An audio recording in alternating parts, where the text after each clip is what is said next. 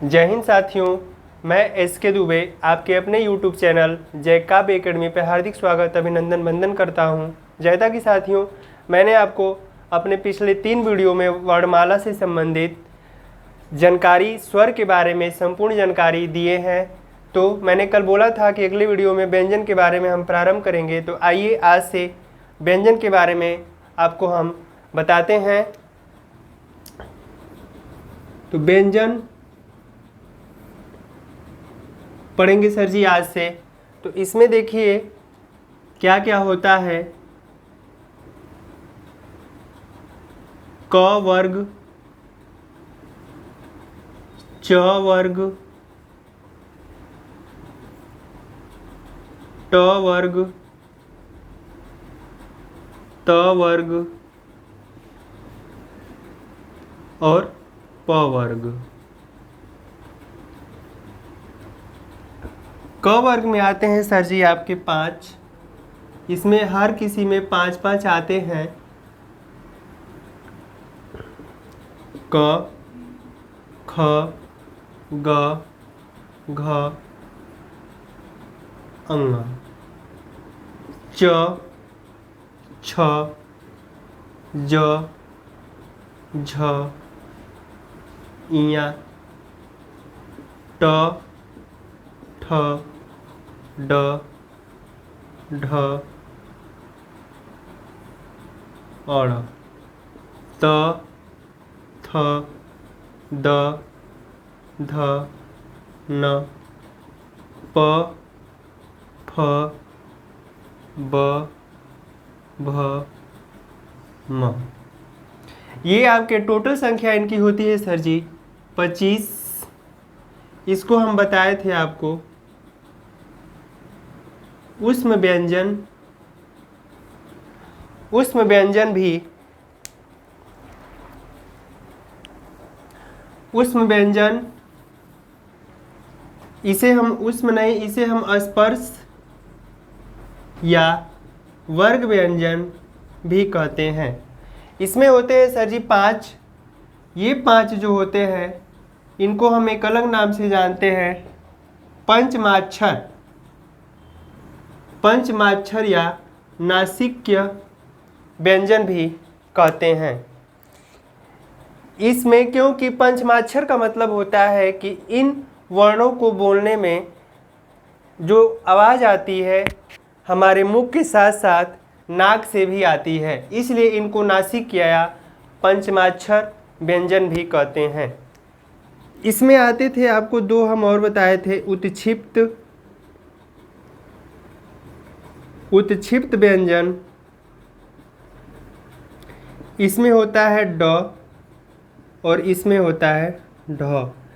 जिसमें नीचे जिस ड ढ में नीचे बिंदु लगा हो उसे उत्क्षिप्त व्यंजन कहते हैं। ड ढ इसमें भी आते हैं सर जी, लेकिन इसको पढ़ते हैं ड, इसको पढ़ते हैं ढ।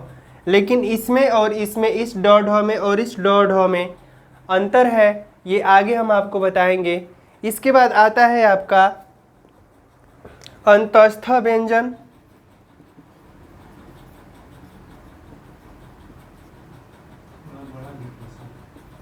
य, र, ल, व। अंतस्थ व्यंजन य, र, ल, व। इसके बाद आता है सर जी ऊष्म या संघर्षी।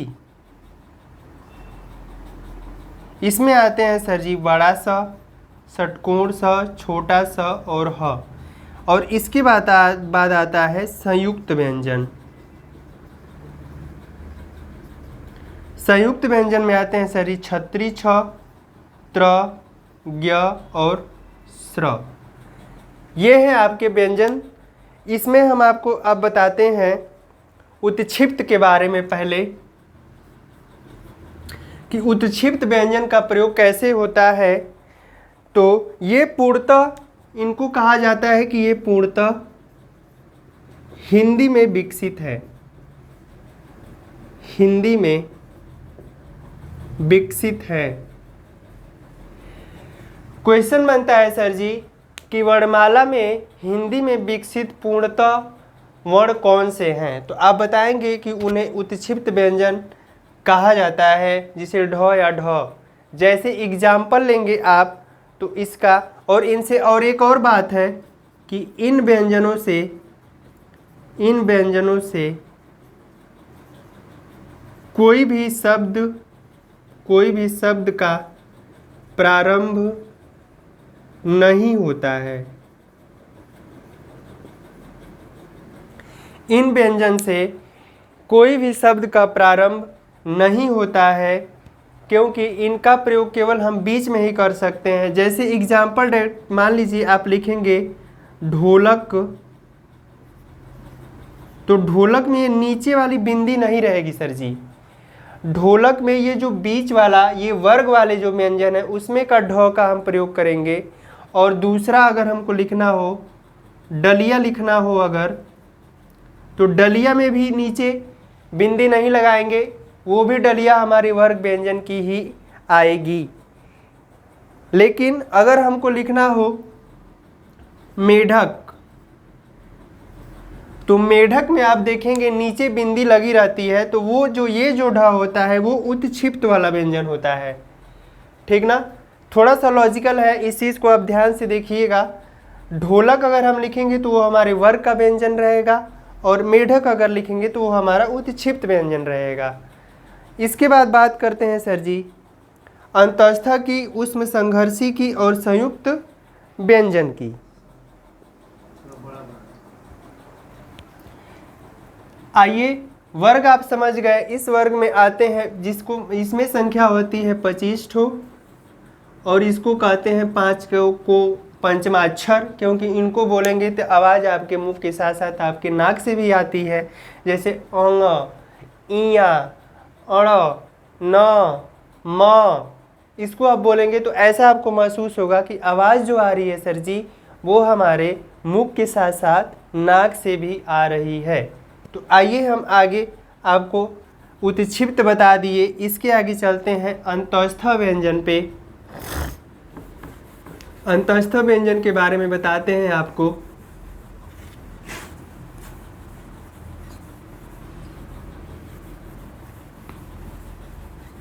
तो आइए साथियों, आपको हम अंतस्थ व्यंजन के बारे में इसके आगे बताते हैं। तो अंतस्थ व्यंजन कौन कौन होते हैं मैंने नीचे लिखा भी है, ऊपर भी लिख देते हैं। य, र, ल और व। अंतस्थ का मतलब होता है सर जी कि अंदर से, यानी हमारी पेट से अंदर से आवाज़ आ रही हो। जैसे हम बोलेंगे य, र, ल, व, तो इसलिए इनको अंतस्थ व्यंजन कहा जाता है, यानी कि अंदर से आवाज़ आ रही है हमारे। इसमें य और व को एक अलग नाम दिया जाता है, ल को एक अलग नाम दिया जाता है, और सर जी व, य, र, ल, व, और ल को भी और र को भी एक अलग नाम दिया जाता है। आइए हम बताते हैं य और व को क्या कहा जाता है। तो य और व को सर जी अर्ध स्वर और अर्ध व्यंजन भी कहा जाता है। अब देखेंगे कि अर्ध स्वर और अर्ध व्यंजन क्यों कहा जाता है सर जी, तो हम आपको बताते हैं। जैसा कि एग्जाम्पल पे जैसे ले लेते हैं, जैसे में साथियों मैंने लिखा कौवा, तो कौवा में आ लिखे हैं, और एक कौवा कुछ लोग ऐसे भी लिखते हैं जिसमें वा लगा रहता है। तो दोनों सही हैं, इसीलिए इनको आ की जगह वा मैंने लिख दिया, इसीलिए इनको अर्ध स्वर भी कहा जाता है सर जी। इस व्यंजन को अर्ध स्वर अर्ध व्यंजन। दूसरा एग्जाम्पल होता है जैसे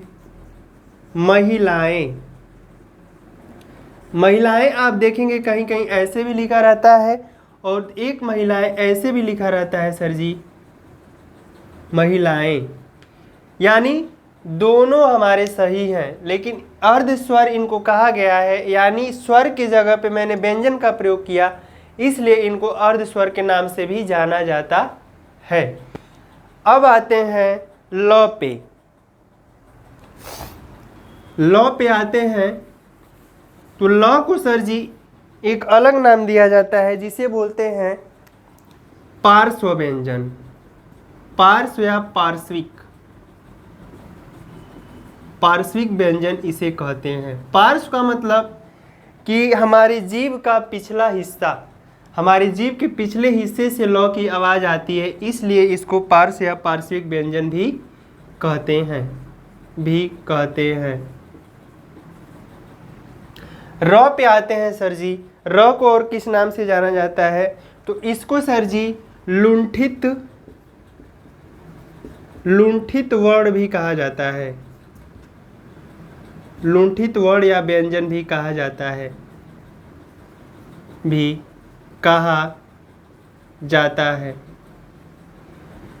लुंठित का मतलब होता है कंपन। र बोलेंगे आप तो आपकी जीभा जो है लगेगा कि कंपन कर रही है यानी नाच रही है।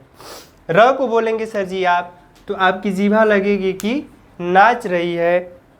इसके बाद सर जी आते हैं ऊष्म और संघर्षी पे।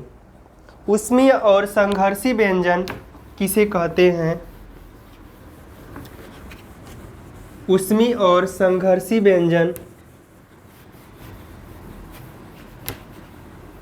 किसे कहते हैं? तो ऊष्म ऑब्लिक संघर्षी। इसमें आते हैं सर जी बड़ा स, षटकोण स, छोटा स और ह।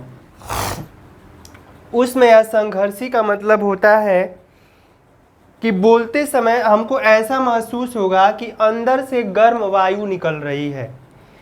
इस वर्णों को बोलने में या इस व्यंजन को बोलने में हमें लगेगा कि वायु जो निकल रही है वो गर्म यानी पीस कर यानी घिस कर निकल रही है। जैसे आप बोलेंगे सौ, स और ह, तो ऐसा लगेगा कि आप जोर लगा रहे हैं या गर्म हवा आपके मुख से बाहर निकल रही है। अगला है सर जी संयुक्त व्यंजन। संयुक्त व्यंजन इसमें आता है छत्री, छ, त्र, अज्ञ और स्र। इसका मतलब है सर जी ये संयुक्त शब्दों से मिलकर बने हैं यानी दो शब्दों से मिलकर बने हैं क्षत्रिय, त्र, ज्ञ और स्र। क्षत्रिय किससे मिलकर बना है? त्र किससे मिलकर बना है? ज्ञ किससे मिलकर बना है? और स्र किससे मिलकर बना है? तो आइए हम आपको बताते हैं। क्षत्रिय, त्र, यहाँ पे लिख लेते हैं ज्ञानी और यहाँ पे लिख लेते हैं स्र। तो क्षत्रिय हमारा बना है सर जी क प्लस षटकोण स से। पहले वाले में हलंत लगा रहेगा, क हलंत प्लस के साथ षटकोण स से बना है हमारा क्षत्रिय। त्र बना है सर जी त और र से। त में हलंत लगा रहेगा सर जी। ज्ञानी बना है सर जी ज प्लस इया से। ज प्लस इया से ज में हलंत लगा रहेगा सर जी। और स्र बना है हमारा सर जी बड़ा स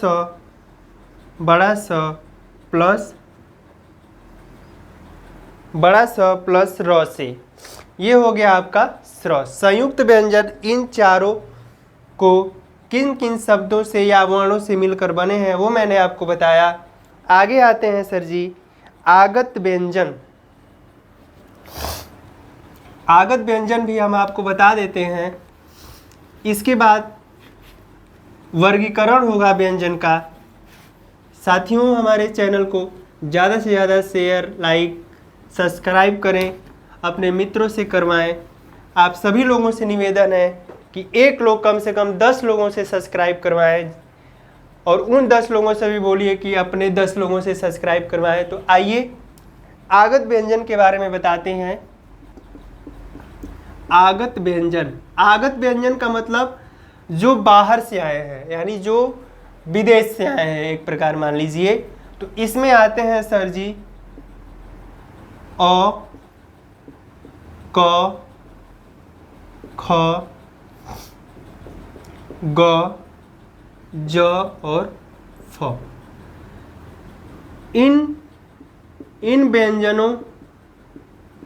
व्यंजनों के साथ